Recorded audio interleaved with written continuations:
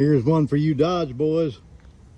Now, this is clear coated over patina, but Sideshow Chad's gonna put some rocker panels and floor pans in it for the guy.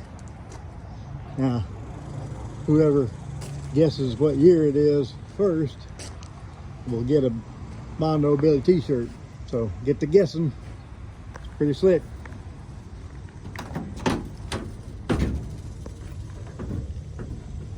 Needs a little work down here on the rocker panel.